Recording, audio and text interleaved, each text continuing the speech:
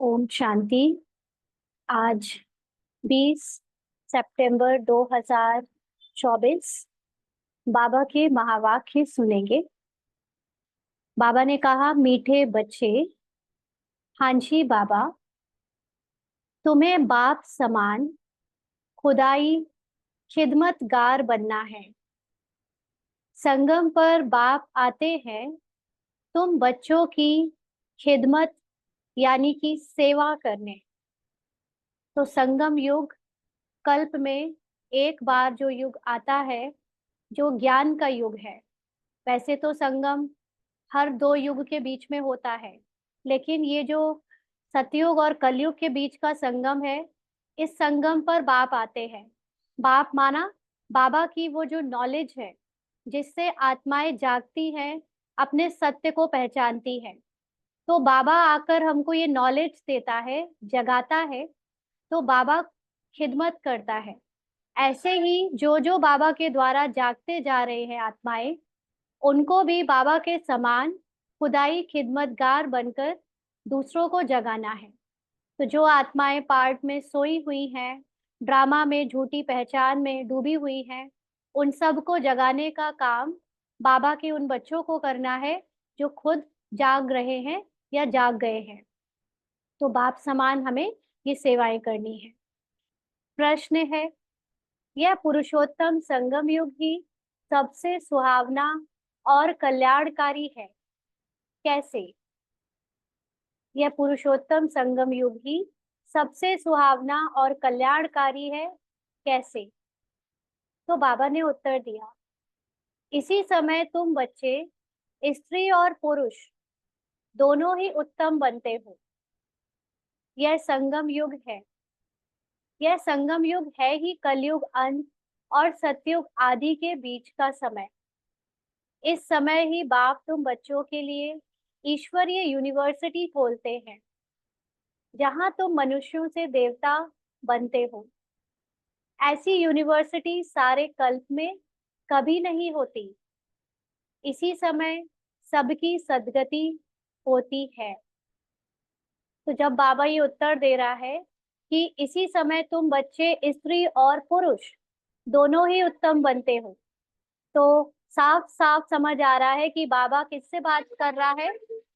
बाबा अभी देह भान में डूबी हुई आत्माओं से बात कर रहा है ना, जो अपने को स्त्री और पुरुष के भान में बैठाकर बाबा के बच्चे बनकर ज्ञान सुन रहे हैं।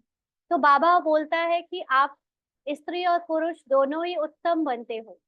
उत्तम का अर्थ होता है फर्स्ट पर्सन, यानी आत्मा।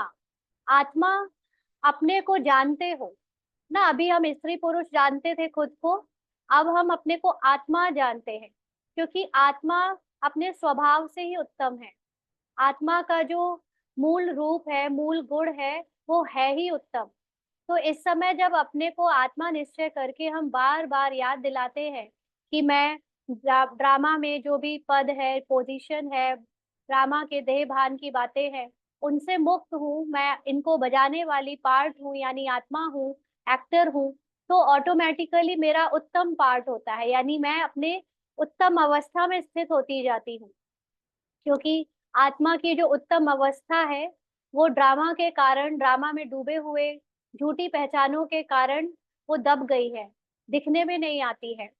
तो ये संगम युग में हमें नॉलेज मिली है बाबा से, ज्ञान और अज्ञान दोनों की, यानी जो सत्य है आत्मा और जो झूठ है ड्रामा का पार्ट, ड्रामा, दोनों के बारे में इस समय ज्ञान मिलता है। इसीलिए इस समय ये ज्ञान की यूनिवर्सिटी बाबा खोलता है, जिससे जो अज्ञानता के जीवन में जीती हुई आत्माएं हैं, यानी ड्रामा में डूबी हुई आत्माएं हैं, वो आए और आकर अपने ड्रामा के ज्ञान से निकले, है ना, बाहर आए, अपने सत्य को पहचाने। सत्य को पहचान कर फिर अपनी सोल कॉन्शियस स्टेज से आगे के पार्ट के लिए तैयार हो जाए। जैसे किसी भी कॉलेज या लौकिक यूनिवर्सिटी में क्या होता है, एक रॉ नॉलेज की आइडेंटिटी अंदर प्रवेश करती है ना। जैसे स्कूल में ले ले या कोई मान लीजिए कॉलेज में ले ले, तो जिसको बहुत कुछ ज्यादा नॉलेज नहीं है, वो ऐसा प्रवेश करता है, बच्चा एडमिशन लेता है, फिर वहां पे 4 साल 5 साल या जितने साल का कोर्स है, वो पूरा करता है और कोर्स के बाद वो सारी नॉलेज लेकर नंबरवार वो आगे के जो भी उसकी उस नॉलेज को यूज करने के लिए जो डेस्टिनी है उसको प्राप्त करके रोल प्ले करने दुनिया में चला जाता है। तो यहाँ पर भी बाबा एक ये संगम युग एक गेटवे है ना, जहाँ पर झूठी नॉलेज के मनुष्य अंदर प्रवेश करते हैं और सत्य ज्ञान से अपने सत्य को पहचान कर सत्य स्वरूप में टिककर बाहर निकलते हैं। तो वो नई दुनिया जो उस नॉलेज के द्वारा निर्माण की गई है उस दुनिया में प्रवेश करके अपना पार्ट बजाते हैं। तो वो नई दुनिया है देवताओं की दुनिया। तो यहाँ से कलयुगी मनुष्य शूद्र मनुष्य प्रवेश करते हैं, वहां से देवता मनुष्य निकलते हैं, लेकिन दोनों ही पार्ट को प्ले करने वाली आत्मा ये पार्ट को बजाती है ना। तो ऐसी यूनिवर्सिटी और कहीं भी नहीं होती पूरे कल्प में। तो ये समय है जब सबकी सदगति होती है, यानी पार्ट की रोल की सदगति की बात नहीं, लेकिन आत्मा की सदगति ना। आत्मा उत्तम बनती है तो ये उसका सदगति है, यानी अपने रोल से मुक्त होकर, पुरानी शूद्र रोल से मुक्त होकर अपने बेस्ट पार्ट को प्राप्त कर लेती है, प्रारब्ध बना लेती है। तो ये है उसकी सदगति। ओम शांति। रूहानी बाप रूहानी बच्चों को बैठ समझाते हैं। यहाँ बैठे बैठे एक तो तुम बाप को याद करते हो क्योंकि वह पतित पावन है। उनको याद करने से ही पावन सतो प्रधान बनने की तुम्हारी एम है। तो बाबा को याद करना। बाबा क्या है? बाबा अपने आप को कैसे प्रत्यक्ष करता है? ज्ञान से ना। बाबा कोई फिजिकल आइडेंटिटी नहीं है जिसको हम देखें और उसको याद करें।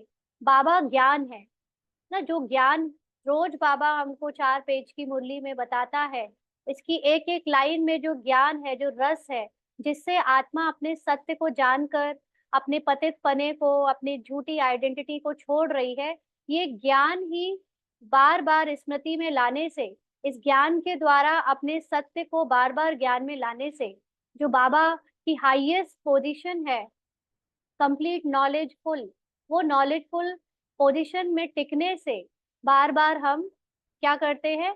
सतो प्रधान की तरफ बढ़ते जाते हैं। और यही हमारी एम है। ऐसे नहीं कि सतो तक एम है, हाँ, कि बस इतना पहुंच जाए जितना त्रेता युग में राम और सीता का पार्ट था। यानी ठीक है, अभी हम कंप्लीट नहीं हुए हैं, लेकिन इनका, क्योंकि सतो में भी बहुत खुशी है ना। सतो और सतो प्रधान दो अवस्थाएं हैं। सतो प्रधान होते हैं सतयुगी आत्माएं, लक्ष्मी नारायण की डायनेस्टी, और सतो होती है राम और सीता की डायनेस्टी।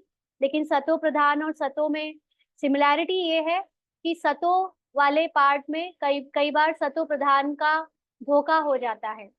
बहुत थिन लाइन है दोनों के बीच में डिफरेंस करना, क्योंकि सतो में भी सुख शांति आनंद प्रेम पवित्रता सब कुछ है, और सतो प्रधान एक ऐसी पहचान है जो उससे भी ऊंची है। तो बाबा कहते हैं कि सिर्फ इतने में खुश नहीं हो जाना है कि हमें अब पार्ट में अपने को आत्मा न्यारा करके मैं पार्ट बजाकर खुशी शांति आनंद को अनुभव करने लगी हूँ, नॉलेजफुल हो गई हूँ, और अभी जैसे बाकी की दुनिया से बहुत बेहतर हो गई हूँ दूसरी आत्माओं से, तो ये यही हमारा एम है।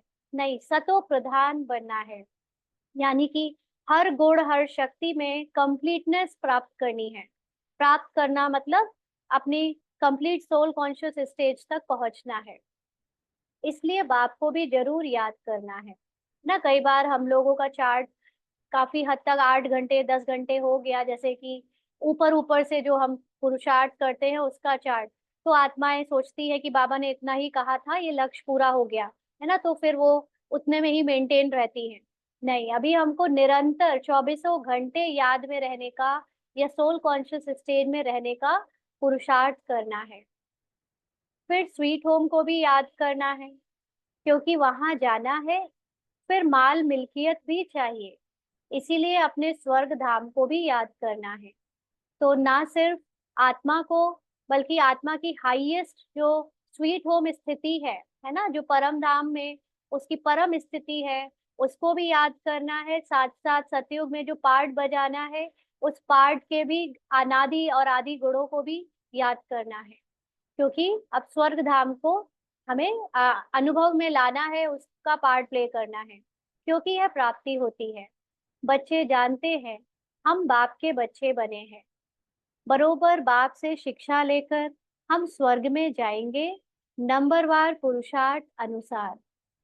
बाकी जो भी जीव की आत्माएं हैं वह शांति धाम में चली जाएंगी, माना पार्ट से उतने समय के लिए फ्री हो जाएंगी, उनका कोई पार्ट नहीं चलेगा। घर तो जरूर जाना है। बच्चों को यह भी मालूम हुआ अभी रावण राज्य है, इसकी भेंट में सत्युग को फिर नाम दिया जाता है राम राज्य। दो कला कम हो जाती है, उनको सूर्यवंशी और उनको चंद्रवंशी कहा जाता है। जैसे क्रिश्चियन की डायनेस्टी एक ही चलती है, वैसे यह भी है एक ही डायनेस्टी, परंतु उसमें सूर्यवंशी और चंद्रवंशी है। यह बातें कोई भी शास्त्रों में नहीं है। बाप बैठ समझाते हैं, जिसको ही ज्ञान अथवा नॉलेज कहा जाता है। तो जो कंप्लीट ज्ञान लेता है वो सूर्यवंशी में जाता है, जो थोड़ा सा भी ज्ञान में कमी रह जाती है, जिसके अंदर इनकम्प्लीट नॉलेज, वो त्रेता में चले जाते हैं, चंद्रवंशी बन जाते हैं, है ना। लेकिन चंद्रवंशियों को पता ही नहीं चलता कभी कि उन्होंने कंप्लीट नॉलेज नहीं ली है ना, उनको उतनी ही नॉलेज कंप्लीट लगती है। तो इसीलिए तो बाकी की नॉलेज परस्यू करने का उनको अंदर से प्रेरणा नहीं आती, संकल्प नहीं आता कि हम और भी इससे ज्यादा कोई नॉलेज होगी। जितनी नॉलेज अभी तक सुन ली है उसमें ही सेटिस्फाइड हो जाते हैं। बाबा कहते हैं स्वर्ग स्थापन हो गया, फिर नॉलेज की दरकार नहीं। यह नॉलेज बच्चों को पुरुषोत्तम संगम युग पर ही सिखलाई जाती है। तो सारा कमाल तो नॉलेज का है ना, जितना जो नॉलेजफुल उतना ही उसका संगम युग में भी जो है पुरुषार्थ उतना अच्छा होगा, और उसका उतना ही सतयुग त्रेता के अकॉर्डिंग पार्ट भी वैसा होगा। तुम्हारे सेंटर्स पर व म्यूजियम में बहुत बड़े बड़े अक्षरों में जरूर लिखा हुआ हो कि बहनों और भाइयों, यह पुरुषोत्तम संगम युग है जो एक ही बार आता है। पुरुषोत्तम संगम युग का अर्थ भी नहीं समझते हैं, तो यह भी लिखना है। कलयुग अंत और सतयुग आदि का संगम। तो संगम युग सबसे सुहावना कल्याणकारी हो जाता है। बाप भी कहते हैं मैं पुरुषोत्तम संगम युग पर ही आता हूँ। तो संगम युग सुहावना और कल्याणकारी किनके लिए होता है?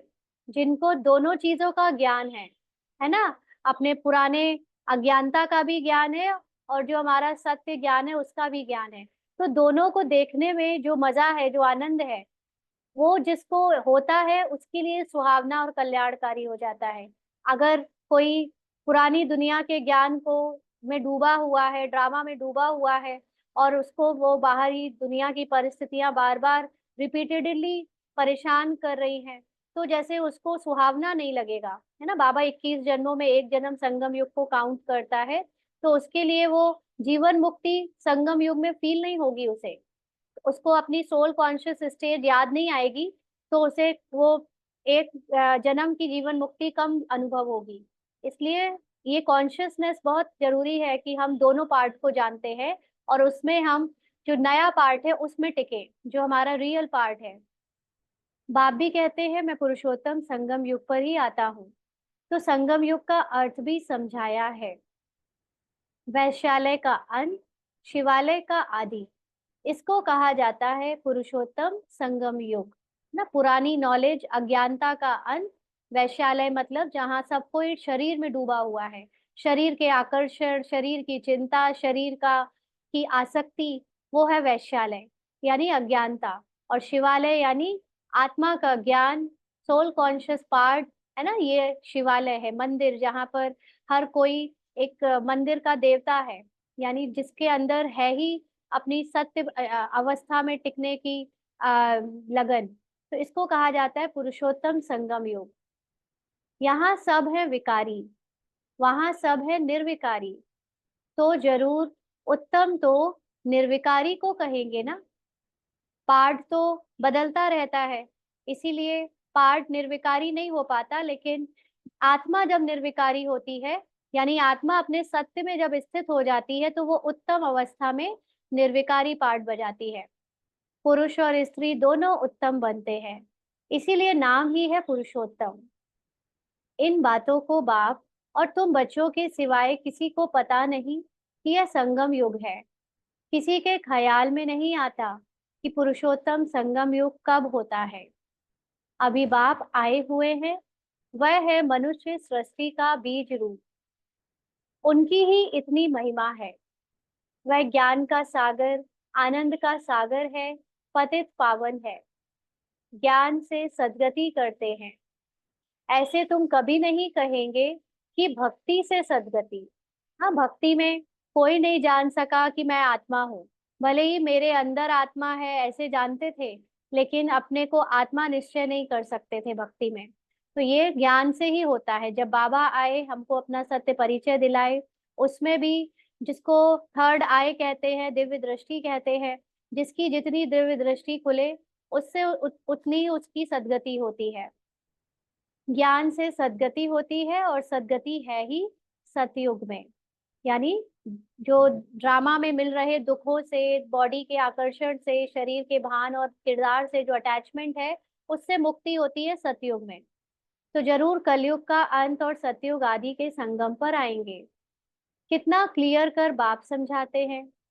नए भी आते हैं, हूबहू जैसे कल्प कल्प आए हैं, आते रहते हैं। राजधानी ऐसे ही स्थापन होती है। तुम बच्चों को मालूम है, हम खुदाई खिदमतगार सच्चे सच्चे ठहरे। हम्म? आत्मा का अनुभव क्या है? सच्चा अनुभव है। तो जो बाबा का बच्चा अपने को आत्मा को निश्चय करता है कि मैं आत्मा हूँ और आत्मा के सत्य में स्थित होता है, वो है खुदाई खिदमतकार। एक को थोड़े ही पढ़ाएंगे, एक पढ़ते हैं, फिर इन द्वारा तुम पढ़कर औरों को पढ़ाते हो। ना, ब्रह्मा बाबा को पढ़ाया, फिर उनके द्वारा अनेकों को पढ़ाया, फिर वो अनेक और अनेकों को पढ़ा रहे हैं। इसीलिए यहाँ यह बड़ी यूनिवर्सिटी खोलनी पड़ती है। सारी दुनिया में और कोई यूनिवर्सिटी है ही नहीं। ना कोई दुनिया में जानता है कि ईश्वरीय यूनिवर्सिटी भी होती है। अभी तुम बच्चे जानते हो, गीता का भगवान शिव आकर यह यूनिवर्सिटी खोलते हैं। नई दुनिया का मालिक देवी देवता बनाते हैं। इस समय आत्मा जो तमो प्रधान बन गई है, फिर उसको ही सतो प्रधान बनना है। यानी तमो प्रधान पार्ट बजा रही है, उसको ही अब सतो प्रधान पार्ट बजाने के लिए अपने को सत्य में स्थित करना है। इस समय सब तमो प्रधान है ना। भले कई कुमार भी पवित्र रहते हैं, कुमारियां भी पवित्र रहती हैं, सन्यासी भी पवित्र रहते हैं, परंतु आजकल वह पवित्रता नहीं है। पहले पहले जब आत्माएं आती हैं, वह पवित्र रहती हैं। तो पवित्रता का अर्थ लोगों ने ज्ञान मार्ग में भी और भक्ति मार्ग में भी सिर्फ ब्रह्मचर्य समझ लिया है ना, कि हम ब्रह्मचारी हैं मतलब पवित्र हैं। लेकिन जो असली पवित्रता है, जो देवी देवताओं में थी पवित्रता, वो आज नहीं है। क्यों? क्योंकि आज सब अपने को शरीर समझते हैं, स्त्री पुरुष के भान में, स्त्री पुरुष या देहधारी के भान में रहते हैं। और जो भी फिजिकल पहचाने, फिजिकल आइडेंटिटीज बना रखी हैं, उसका अहंकार है, अभिमान है। तो चाहे वो सन्यासी हो, चाहे वो कुमार कुमारियां हो, है ना। ब्रह्मचारी होने से सिर्फ पवित्रता नहीं आ जाती। पूरी पवित्रता का अर्थ है जब शरीर की पहचान से मुक्त मैं आत्मा अपने सत्य में स्थित हो जाऊं, जिसकी अपनी कोई फिजिकल आइडेंटिटी नहीं है। तो बाबा कहते वह पवित्र रहती हैं। कौन? जो पहले पहले आत्माएं आती हैं, यानी फर्स्ट जन्म में जब भी आत्मा पार्ट प्ले करती है, या फर्स्ट और इनिशियल शुरू के जन्मों में, वो सोल कॉन्शियस स्टेज में होती है, वो शरीर के भान में आकर्षित नहीं होती, है ना। तो बाबा कहते फिर अपवित्र बन जाती है, यानी फिर ड्रामा के पार्ट में डूब जाती है, अपना किरदार खुद को रियल समझने लगती है। क्योंकि तुम जानते हो, सतो प्रधान, सतो, रजो, तमो से सबको पास होना होता है। अंत में सब तमो प्रधान बन जाते हैं। अभी बाप सम्मुख बैठ समझाते हैं कि यह झाड़ तमो प्रधान जर्जरीभूत अवस्था को पाया हुआ है, पुराना हो गया है, तो जरूर इनका विनाश होना चाहिए। तो ये जो झाड़ है मनुष्यों का, है ना, फिजिकल शरीर में जो हमारे पार्ट बज रहे हैं, वो अब पुराना हो गया माना, कंप्लीट हो रहा है। अब ड्रामा कंप्लीट हो रहा है, इसलिए अब इसका एंड होना चाहिए। यह है वैरायटी धर्मों का झाड़, इसलिए कहते हैं विराट लीला। ना सारे पार्ट में जितनी वैरायटी होनी थी, अलग अलग सीन बजने थे, वो हर तरह के सीन बज चुके हैं। कितना बड़ा बेहद का झाड़ है। वह तो जड़ झाड़ होते हैं ना, जड़ झाड़ मतलब फिजिकल जो पेड़ है उनको टच कर सकते हो, देख सकते हो, लेकिन ये वाला झाड़ देखने में नहीं आता है ना। ये समझाने के लिए झाड़ से इसका कंपैरिजन किया है एग्जाम्पल के रूप में, लेकिन कोई रियल झाड़ नहीं है जिसको देखा या टच किया जाए, लेकिन ये समझ की बात है ना। तो बाबा कहते हैं वह तो जड़ झाड़ होते हैं, जो पेड़ होते हैं, जो बीज डालो वह झाड़ निकलता है। यह फिर है वैरायटी धर्मों का वैरायटी चित्र। हैं सब मनुष्य, परंतु उनमें वैरायटी बहुत है, इसीलिए विराट लीला कहा जाता है। सब धर्म कैसे नंबरवार आते हैं, यह भी तुम जानते हो। सबको जाना है, फिर आना है। तो जाना है और आना है मतलब अभी ड्रामा में सबके पार्ट जो है वो बज रहे हैं, सारी आत्माएं जितनी भी, ऑलमोस्ट थोड़ी बहुत अगर रह गई होंगी तो अलग बात है, लेकिन ऑलमोस्ट सारी आत्माओं को रोल मिल गया है है ना, वो रोल में आ चुकी हैं। तो इसको कहते हैं कि वो आ गई हैं। और अब जाना है मतलब अब सबको अपना रोल छोड़ना है, केवल कुछ आत्माओं को ही रोल कंटिन्यू रखना है, जो सतयुग में जाएंगी उनको। तो यानी अब सबको रोल छोड़कर जाना है, यानी मनुष्य की दुनिया से अब उपराम होना है। तो यह ड्रामा बना हुआ है भी कुदरती ड्रामा। कुदरती उसको कहते हैं जो नेचुरल हो, पहले से बना बनाया हो ना। तो कुदरत ये है जो इतनी छोटी सी आत्मा अथवा परम आत्मा में कितना पार्ट भरा हुआ है। परम आत्मा को मिलाकर परमात्मा कहा जाता है। परम मतलब सुप्रीम ना, वो आत्मा जो अपने हमेशा सत्य में, सुप्रीम कॉन्शियसनेस में टिकती है, उसको कहते हैं परमात्मा। तुम उनको बाबा कहते हो क्योंकि सभी आत्माओं का वह सुप्रीम बाप है ना। तो इस सेंस में बाबा कहते हैं। बाकी उनको चाहे कोई भगवान बोले चाहे कुछ भी बोले, लेकिन अंदर से जो नॉलेज है वो ये होनी चाहिए कि वो मुझ आत्मा का पिता है ना। आत्मा के पिता के कारण हम उनको बाबा कहते हैं। बच्चे जानते हैं आत्मा ही सारा पार्ट बजाती है, मनुष्य यह नहीं जानते। वह तो कह देते कि आत्मा निर्लेप है, यानी आत्मा में कोई दोष नहीं चढ़ता। वास्तव में यह अक्षर रॉन्ग है, यह भी बड़े बड़े अक्षरों में लिख देना चाहिए। आत्मा निर्लेप नहीं है। आत्मा ही जैसे जैसे अच्छे व बुरे कर्म करती है तो ऐसा वह फल पाती है। तो ये क्यों समझा रहा है बाबा ऐसे, क्योंकि अच्छे या बुरे कर्म करने वाली जो आत्मा है, पार्ट बजाने वाली जो आत्मा है, वो जब अपने को भूल जाती है कि मैं आत्मा हूँ, तो वो कर्मों से अपनी पहचान बनाने के कारण कर्मों के फल को भी भोगती है। अगर कर्मों से वो अपनी पहचान ना बनाए, बॉडी या देह भान या देह के अभिमान से अपनी पहचान ना बनाए, तो उसको कर्मों का फल भी ना मिले। लेकिन क्योंकि वो पहचान बनाती है, इसलिए वो बुरे और अच्छे कर्मों का फल भी पाती है। बुरे संस्कारों से पतित बन पड़ती है, तब तो देवताओं के आगे जाकर उनकी महिमा गाते हैं। तो पतित बनने का मतलब, आत्मा के लिए पतित बनना क्या होता है? आत्मा जब अपना सत्य भूल जाए, है ना, आत्मा का की अपनी पावर्स उसे याद ना रहे, अज्ञानी हो जाए, उसको कहते हैं पतित बनना। तो बुरे संस्कार यानी देह भान, देह अभिमान, झूठी स्मृतियों के कारण वो अज्ञानी बन जाती है, अपना पार्ट भूल जाती है ना, अपने रियल आइडेंटिटी भूल जाती है। पार्ट तो देखकर खुद ही को वो समझती है। तो इसीलिए देवताओं को ये याद रहता है, देवताओं को अपनी रियल आइडेंटिटी याद रहती है, इसलिए उनकी महिमा गाते हैं। अभी तुमको 84 जन्मों का पता पड़ गया है और कोई भी मनुष्य नहीं जानता।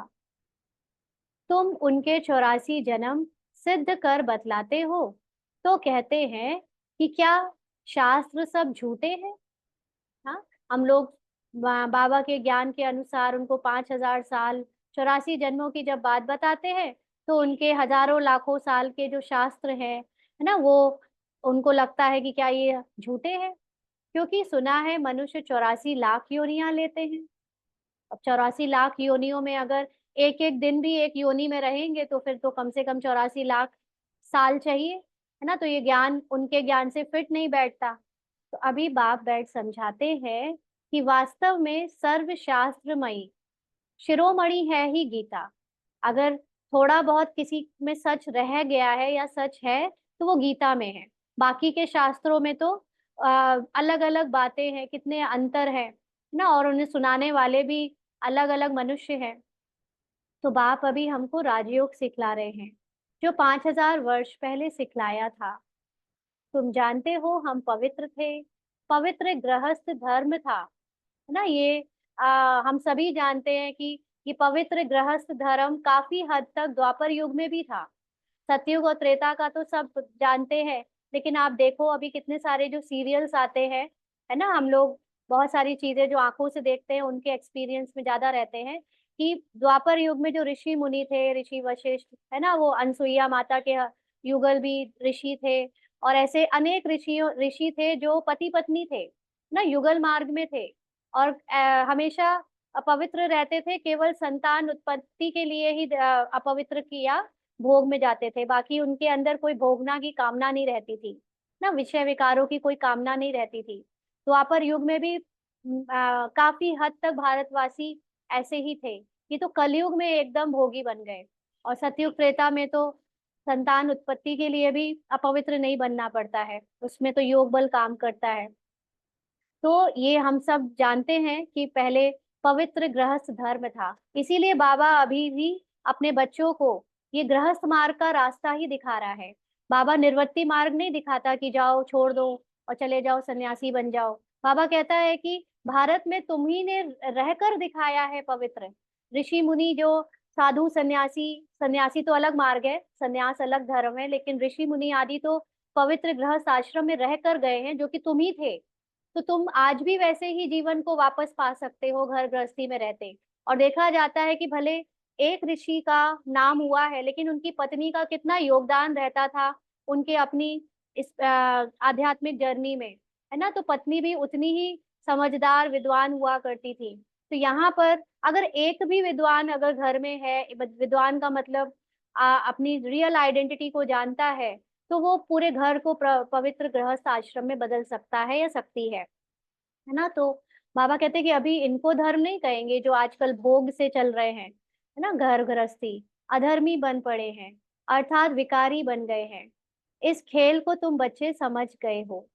यह बेहद का ड्रामा है जो हर 5000 वर्ष के बाद रिपीट होता रहता है ना। लाखों वर्ष की बात तो कोई समझ भी ना सके। यह तो जैसे कल की बात है, तुम शिवालय में थे, आज वैश्यालय में हो, फिर कल शिवालय में होंगे। सतयुग को कहा जाता है शिवालय। शिवालय जैसे मंदिर होता है ना, मंदिर में क्या होता है, देवी देवताओं का स्थान होता है, लेकिन वो मंदिर तो जड़ चित्रों की देवी देवता रखते हैं। यहाँ पर तो हम चैतन्य देवी देवता के रूप में जब पाठ बजाएंगे तो ये संसार जैसे मंदिर हो जाएगा, है ना, शिवालय बन जाएगा। त्रेता को सैमी कहा जाता है। जब थोड़ा सा देवताओं के अंदर शक्ति कम हो जाती है तो वो त्रेता होता है, इसलिए सैमी कहते हैं। इतने वर्ष वहां रहेंगे, पुनर्जन्म में तो आना ही है। इनको कहा जाता है रावण राज्य। तुम आधा कल्प पतित बने, अब बाप कहते हैं गृहस्थ व्यवहार में रहते कमल फूल समान पवित्र बनो ना। जो भी स्त्री पुरुष के रूप में पार्ट बजा रहे हैं, वो अपने को आत्मा जितना ज्यादा स्थित करेंगे, आत्मा के अनुभव में टिकेंगे और आत्मा के सत्य के लिए खड़े होंगे, चाहे उसके लिए हमें कई बार सहन करना पड़े, सामना करना पड़े, तो उनका घर गृहस्थ अपने आप पवित्र फूल की तरह हो जाएगा। लेकिन अपवित्र गृहस्थी को तोड़ने में थोड़ा सा तो हलचल टर्बुलेंस होता है, लेकिन उससे डरना नहीं है, क्योंकि हर एक आत्मा पहले भी पवित्र पाठ बजा चुकी है। तो उसके अंदर वो संस्कार हैं कि आज भी घर गृहस्थियों में सब पवित्र रह बनकर पाठ बजा सकते हैं ना। द्वापर वालों को तो खास एक्सपीरियंस होगा, जो द्वापर के तो सभी हैं, हम सब आत्माएं द्वापर से तो गुजरी ही हैं, तो हमने वो सारे पवित्र गृहस्थी के पाठ बजाए हैं। तो वो पार्ट सिर्फ दोबारा बजाने हैं पवित्र गृहस्थी के, बाकी घर गृहस्थी छोड़ के जाने वाली कोई बात नहीं है। तो बाबा कहते कुमार और कुमारियां तो है ही पवित्र, उन्हों को फिर समझाया जाता है ऐसे गृहस्थ में फिर जाना नहीं है जो फिर पवित्र होने का पुरुषार्थ करना पड़े, है ना। कुमार कुमारियां अभी तक मेनली विकारों में नहीं गए हैं, तो ड्रामा में तो सबकी पहचाने बनी हुई हैं, लेकिन मेन विकार छोड़ने में सबसे ज्यादा पुरुषार्थ करना पड़ता है, तो उसमें जाने की जरूरत ही नहीं है। भगवानुवाच है कि पावन बनो तो बेहद के बाप का मानना पड़े ना। अब भगवान कह रहा है तो भगवान की बात नहीं मानेंगे। तुम गृहस्थ व्यवहार में रहते कमल फूल समान रह सकते हो। अंडरलाइन, भगवान सिर्फ हमारी स्मृति जगा रहा है। तुमने सतयुग में पवित्र गृहस्थी में रहे, त्रेता में पवित्र गृहस्थी में रहे, चलो सतयुग त्रेता तो सोल कॉन्शियस स्टेज थी, लेकिन द्वापर में कंप्लीट सोल कॉन्शियस स्टेज नहीं थी, लेकिन तब भी पवित्र रहे हैं, है ना। वो आश्रम की तरह जीवन था, तो अभी भी वो जीवन वापस हम बना सकते हैं। फिर बच्चों को पतित बनने की आदत क्यों डालते हो। हाँ, कई बार है ना, माँ बाप लौकिक में भले ही ज्ञान में चल रहे हैं, लेकिन बच्चों की शादी के बारे में सोचते रहते हैं, बच्चों को बताते रहते हैं, कहते रहते हैं, शादी करने के लिए फोर्स करते हैं, शादी की बातों में इंटरेस्ट लेते हैं, ना सिर्फ अपने बच्चों की लेकिन दूसरे के बच्चों की भी। ये शोभा नहीं देता बाबा के बच्चों को, है ना, कि दूसरों को ड्रामा में उलझाएं, दूसरों को अपवित्रता में डालें, और खुद यहाँ पर बाबा के बच्चे बनकर पुरुषार्थ करने में लगे हैं पवित्र बनने का। तो बाबा कहते हैं उनको पतित बनने की आदत क्यों डालते हो, जबकि बाप 21 जन्मों के लिए पतित होने से बचाते हैं। इसमें लोक लाज कुल की मर्यादा भी छोड़नी पड़े ना। कई माँ बाप कहते हैं कि समाज में रहते हैं, समाज वाले क्या सोचेंगे कि ये ज्ञान में चलते हैं तो उन्होंने अपने बच्चों की शादी नहीं की। हाँ, तो ये लोक लाज की चिंता किसको होती है, जो अभी भी ड्रामा में डूबा हुआ है, जिसके लिए ये लोक लाज एक जीवित आइडेंटिटी है ना। जिसने आत्मा को अनुभव कर लिया उसके लिए तो ये फिजिकल सारी आइडेंटिटी मर जाती है, फिजिकल देह भान की बातें सारी समाप्त हो जाती हैं। तो ये सब छोड़ना पड़े, यह है बेहद की बात। बेहद माना आत्मा की बात, आत्मा की स्थिति में स्थित होने वाले ही छोड़ सकते हैं, बाकी जो देह के भान में है उनसे तो ये मुश्किल है। बाबा कहते बैचलर्स यानी कुमार तो सब धर्मों में बहुत रहते हैं, परंतु परंतु सेफ्टी से रहना जरा मुश्किल होता है। फिर भी रावण राज्य में रहते हैं ना, ना चारों तरफ भोग विलासता का जीवन है ना, अपवित्र दृष्टि है, तो ऐसे में अपने आप को सेफ रखना रावण राज्य में थोड़ा मुश्किल है। विलायत में भी ऐसे बहुत मनुष्य शादी नहीं करते हैं, फिर पिछाड़ी में कर लेते हैं कंपेनियनशिप के लिए।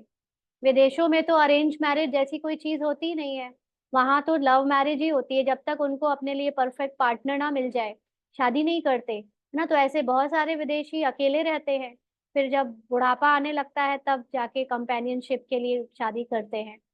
तो बाबा कहते क्रिमिनल आय से नहीं करते ना, उनकी दृष्टि ये नहीं होती कि हमें विकारों में जाना है इसलिए शादी कर रहे हैं, क्योंकि उनके लिए विकारों में जाना और आना शादी से पर लिमिटेड नहीं रहता है। उनके लिए विकार के लिए कोई अड़ंगा नहीं है, जैसे भारत में है ना कि अगर विकारों में जाना है तो शादी करो।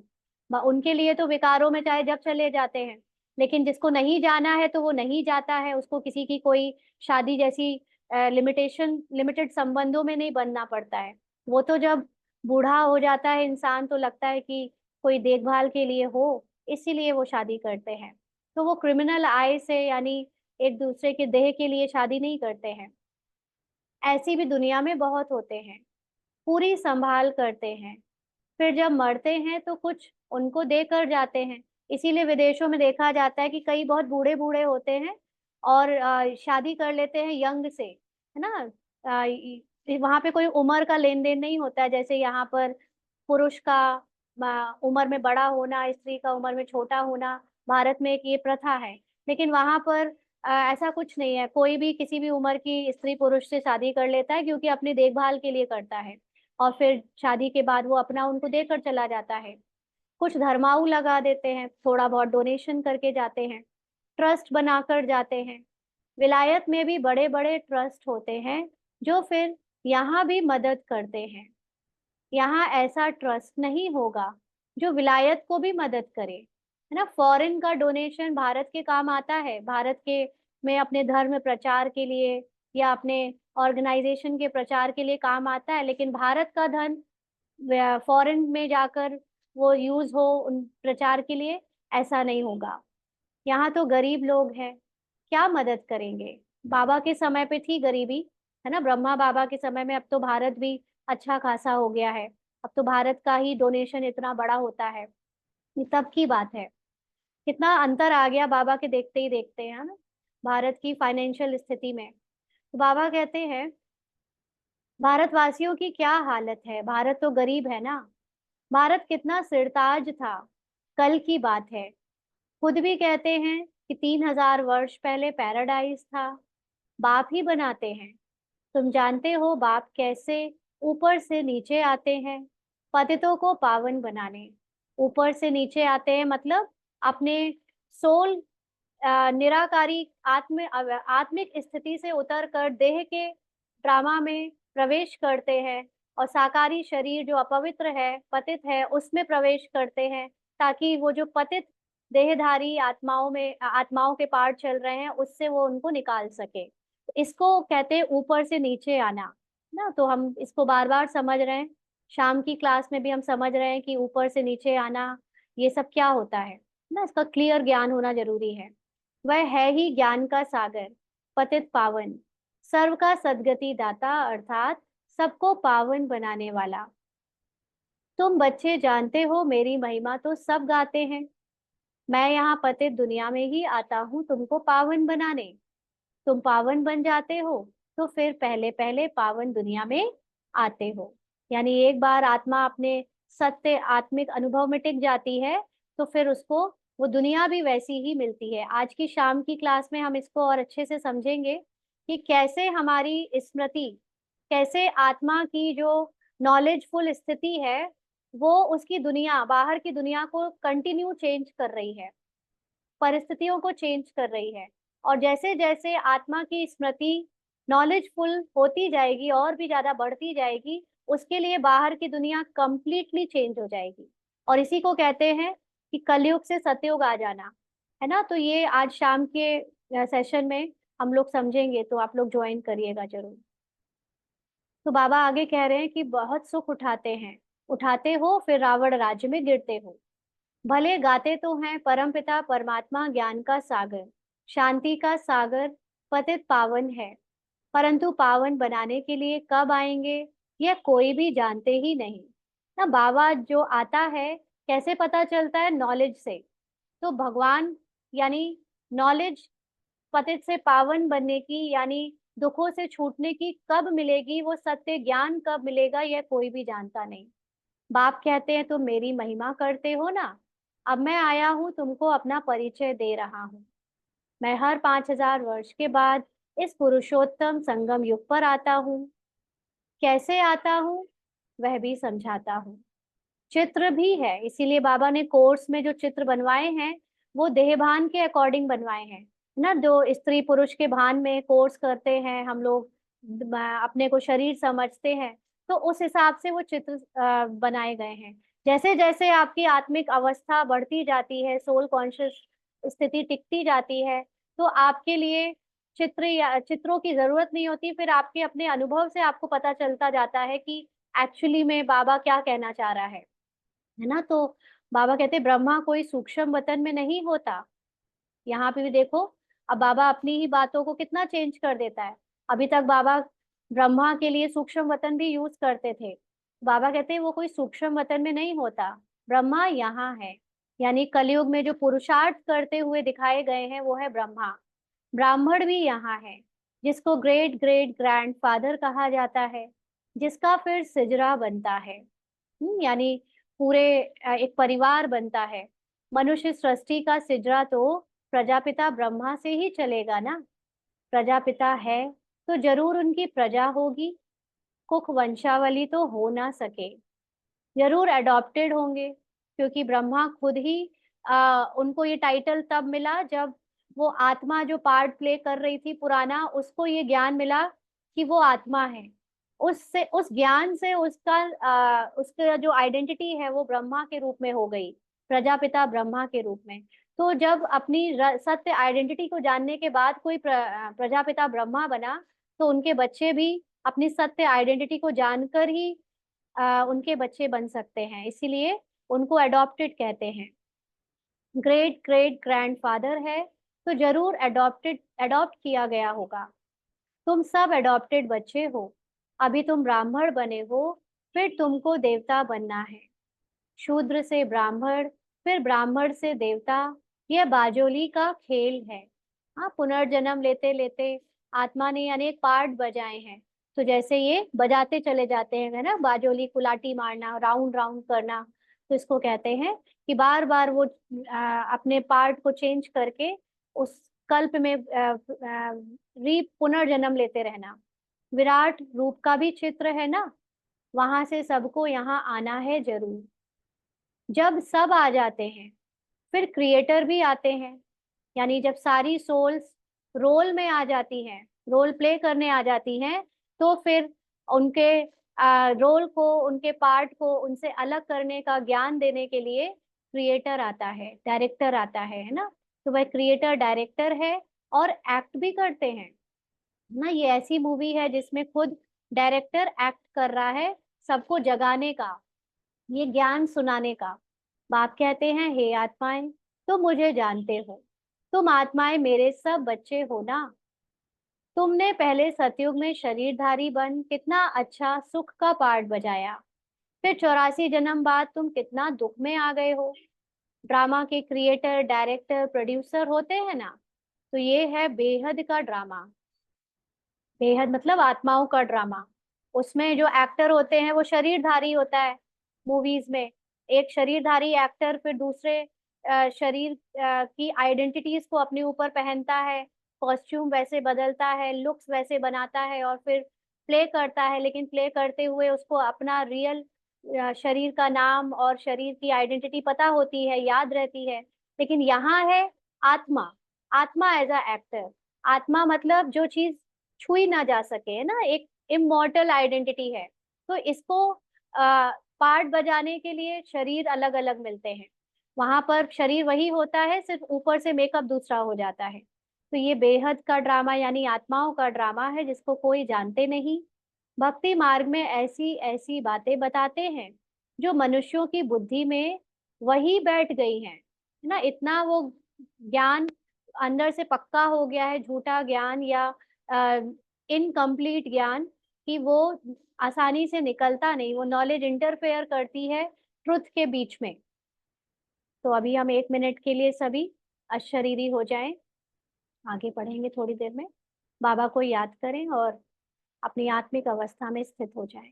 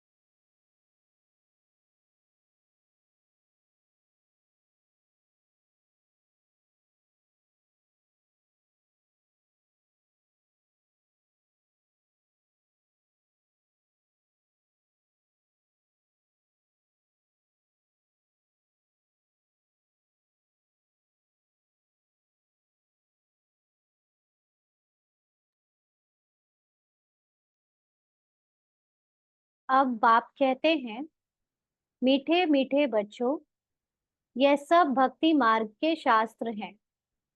भक्ति मार्ग की ढेर सामग्री है। जैसे बीज की सामग्री झाड़ है, इतने छोटे बीज से झाड़ कितना अथाह फैल जाता है ना। एक कोई भी बीज आप देखो, अब बरगद का पेड़ का बीज कितना छोटा होता होगा, लेकिन बरगद का पेड़ कितना बड़ा हो जाता है। तो ऐसे ही जो ये चैतन्य आत्मा है या चैतन्य परमात्मा है, उस जो बीज रूप है ना, उससे झाड़ का मतलब उसकी बनाई हुई रचना, उसकी पूरी दुनिया कितनी बड़ी हो जाती है। हाँ, तो भक्ति का भी इतना विस्तार है। ज्ञान तो बीज है, उसमें कोई भी सामग्री की दरकार नहीं रहती है। अंडरलाइन, बहुत इंपॉर्टेंट लाइन है ये। ज्ञान तो बीज है, उसमें कोई भी सामग्री की दरकार नहीं रहती। ज्ञान का मतलब सत्य आत्मा का ज्ञान। जब सत्य आत्मा का ज्ञान हो जाता है और उस आत्मा के बीज रूप अवस्था में हम टिक जाते हैं, तो विस्तार की कोई जरूरत ही नहीं रहती। इतना कुछ जो हम अभी पार्ट बजाते समय मन बुद्धि संस्कार से फंसे हुए हैं, तो अभी हमें इतनी नॉलेज की क्वेश्चंस, क्वेरीज, जिज्ञासा सिर्फ इसलिए होती है क्योंकि अभी ये मन और बुद्धि समझने की कोशिश कर रहा है सत्य को। लेकिन जो आत्मा में स्थित है, जो अपनी बीज रूप अवस्था में स्थित है, उसके अंदर तो सारा ज्ञान ऑटोमेटिकली है। उसको कुछ भी जानने के लिए अलग से बुद्धि में, मन को जानने के लिए जरूरत नहीं पड़ती है ना। तो ये सामग्री की दरकार नहीं रहती, माना विस्तार की जरूरत नहीं रहती। विस्तार हम किसी चीज को समझने के लिए इतना करते हैं, लेकिन एक बार बात समझ में आ जाती है, आप उसमें स्थित हो जाते हो, तो वो विस्तार सब खत्म हो जाता है। तो बाप कहते हैं अपने को आत्मा समझ, बाप को याद करो, और कोई व्रत नेम नहीं है ना। यहाँ पर इतने क्वेश्चन हमें आते हैं, वो सिर्फ इसलिए क्योंकि मन बुद्धि समझने की कोशिश कर रहा है आत्मा क्या है, सत्य क्या है, ड्रामा क्या है। अदरवाइज जिसने आत्मा को अनुभव कर लिया, उसके सामने सारे सत्य अपने आप उजागर हो जाते हैं, है ना। तो बाबा कहते हैं ये सब बंद हो जाता है, तुमको सदगति मिल जाएगी, फिर कोई बात की दरकार नहीं। इसलिए सोल कॉन्शियस स्टेज के करीब पहुंचते पहुंचते आपको अपने आंसर्स खुद मिलने शुरू हो जाते हैं। फिर वो आंसर्स, क्वेश्चंस ही समाप्त हो जाते हैं। बाबा ने कहा तुमने ही बहुत भक्ति की है, उसका फल तुमको देने के लिए आया हूँ। देवताएं शिवालय में थे ना, तब तो मंदिर में जाकर उन्हों की महिमा गाते हैं ना। वो जड़ शिवालय आजकल मंदिर के रूप में एक छोटा सा बना दिया, लेकिन देवताओं ने पूरे विश्व रूपी शिवालय में सतयुग में पार्ट बजाया है चैतन्य रूप में। तो अब बाप समझाते हैं, मीठे मीठे बच्चों, मैंने 5000 वर्ष पहले भी तुमको समझाया था कि अपने को आत्मा समझो, देह के सब संबंध छोड़ मुझ एक बाप को याद करो, तो इस योग अग्नि से तुम्हारे पाप भस्म हो जाएंगे। बाप जो कुछ अभी समझाते हैं, कल्प कल्प समझाते आए हैं। गीता में भी कोई कोई अक्षर अच्छे हैं। मन मनाभव अर्थात मुझे याद करो। शिव बाबा कहते हैं मैं यहाँ आया हूँ, किसी किसके तन में आता हूँ यह भी बताता हूँ। ब्रह्मा द्वारा सब वेदों शास्त्रों का सार तुमको सुनाता हूँ। यानी हर शास्त्र में जो लिखा गया है उसके पीछे की जो सच्चाई है, वो सच्चाई बाबा हमको बताता है। बाकी विस्तार करने वाले अनुयायियों ने, मनुष्यों ने उसको अपने अकॉर्डिंग जितना भी विस्तार किया है, वो सब जैसे और डाउटफुल है ना, लोगों को और ही ज्यादा गुमराह कर देता है। लेकिन हर शास्त्र के पीछे एक सच्चाई सब में छुपी होती है, वो सच्चाई बाबा आकर हमें अपने ज्ञान से सुनाता है। चित्र भी दिखाते हैं, परंतु अर्थ नहीं समझते। अभी तुम समझते हो शिव बाबा कैसे ब्रह्मा तन के द्वारा सब शास्त्रों आदि का सार सुनाते हैं। 84 जन्मों के ड्रामा का राज भी तुमको समझाते हैं। इनके ही बहुत जन्मों के अंत में आता हूँ, यही फिर पहले नंबर का प्रिंस बनते हैं। यानी ब्रह्मा बाबा की आत्मा फिर 84 जन्मों में आते हैं। अच्छा, मीठे मीठे सिकी लदे बच्चों प्रति माता पिता बाप दादा का याद प्यार और गुड मॉर्निंग। रूहानी बाप की रूहानी बच्चों को नमस्ते। हम रूहानी बच्चों की रूहानी बाप दादा को याद प्यार, गुड मॉर्निंग और नमस्ते बाबा। शुक्रिया, थैंक यू बाबा। धारणा के लिए मुख्य सार। पहला पॉइंट, इस रावण राज्य में रहते पतित लोक लाज कुल की मर्यादा को छोड़ बेहद बाप की बात माननी है। गृहस्थ व्यवहार में कमल फूल समान रहना है। बात तो मान के देखो बाबा की ना। कई बार माताएं जो अपने माता और स्त्री के देह भान में डूबी हुई हैं, पत्नी के या पति जो अपने आप को है ना पुरुष के देह भान में डुबाए हुए हैं, बाबा के बच्चे तो बन गए हैं, लेकिन पवित्रता यानी ब्रह्मचर्य के रूप में धारण नहीं कर पा रहे हैं, क्योंकि डरते हैं कि घर गृहस्थी में जंजाल हो जाएगा, बहुत हलचल आ जाएगी, बहुत कुछ ऊपर उथल पुथल हो जाएगी। लेकिन भगवान कह रहा है ना आपसे, मानकर तो देखो भगवान की बात, फिर भगवान आपको कैसे आपकी गृहस्थी को पवित्र बनाता है, आप उस पर छोड़कर तो देखो, आप सिर्फ उसकी बात मानो, है ना। तो क्या भगवान संभाल नहीं सकता जब पूरी दुनिया संभाल रहा है? तो भगवान नहीं संभालेगा हमारे पार्ट को ना? आत्मा का अस्तित्व कभी मिट सकेगा क्या? तो ये हमें बाबा की बात को इस वक्त मानने का समय है, कल को बाद में मानेंगे, है ना, जब समाप्त हो जाएगा समय, तो कोई फायदा नहीं, उसका फल ही नहीं मिल पाएगा। इसलिए इस समय जो लोक लाज की चिंता नहीं करता, है ना, कुल की मर्यादा की चिंता नहीं करता, उसको भगवान के द्वारा बहुत बड़ा पुरस्कार मिलता है ना। भगवान से जो उसको अपनी सोल कॉन्शियस स्टेज की पावरफुल स्थिति मिलती है, उसके आगे तो अच्छे अच्छे लौकिक दुनिया की कोई भी चीज कुछ नहीं है। तो इसलिए गृहस्थ व्यवहार में कमल फूल समान रहना है। इस वैरायटी विराट लीला को अच्छी तरह समझना है, अंडरलाइन।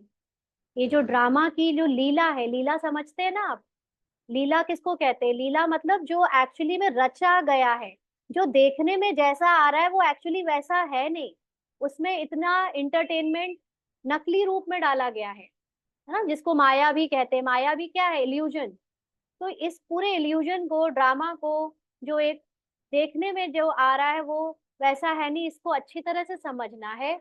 इसमें पार्ट बजाने वाली आत्मा निर्लेप नहीं, है ना। आत्मा के ऊपर कर्मों का प्रभाव पड़ता है अगर वो अपने को भूल जाती है कि वो कौन है, तो अच्छे बुरे कर्म करती और उसका फल पाती है ना। क्योंकि अगर आत्मा ये जानती होती कि वो कौन है, तो उसके कर्म अच्छे और बुरे में डिफाइन होते ही नहीं, वो तो अकर्ता बन जाती, फिर उसके कर्म के अकर्म हो जाते। लेकिन कर्म जब करता हुआ बन रही है तो मतलब है कि वो आत्मा अपने को भूली हुई है, इसीलिए उसके ऊपर अच्छे बुरे कर्मों का फल पड़ता है, फल का असर पड़ता है। तो इस राज को समझकर श्रेष्ठ कर्म करने हैं।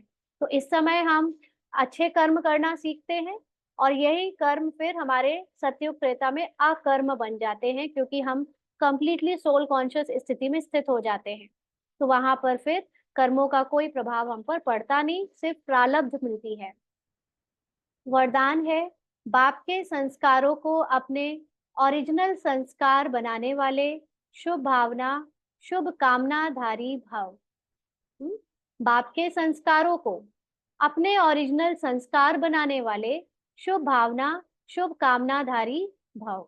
अब बाबा के अंदर मन बुद्धि संस्कार परम धाम में तो मर्ज है, लेकिन बाबा भी अपने संस्कार ड्रामा के पार्ट में आकर दिखाता है कि एक भगवान के संस्कार क्या संस्कार हो सकते हैं। हाँ, लीला माने खेल, नाटक, राइट। तो नाटक का मतलब क्या होता है? जो रियल नहीं है, जिसको ऊपर से खेला जा रहा है, एक कॉस्ट्यूम पहनकर एक एक्टर उसको झूठी स्क्रिप्ट को प्ले कर रहा है, उसको लीला कहते हैं, नाटक कहते हैं ना। तो इसीलिए आज बाबा ने कहा इस वैरायटी विराट लीला को, ये जो पूरी दुनिया का जो नाटक चल रहा है, आज शाम की क्लास में समझेंगे हम इसे और अच्छे से। बाबा इसमें और जो टच करता जा रहा है उसको इवनिंग में समझेंगे, है ना। तो बाबा के जो संस्कार हैं, बाबा मतलब निराकार आत्मा, निराकार आत्मा के अंदर जो उसके ओरिजिनल गुण हैं, वो ओरिजिनल गुण हमारे भी हैं, लेकिन अभी हम उसको इसलिए अनुभव में नहीं ला पाते हैं क्योंकि खुद को क्या समझते हैं? देह समझते हैं। तो इसलिए ऐसे ओरिजिनल संस्कार बनाने वाले शुभ भावना शुभ कामनाधारी भव।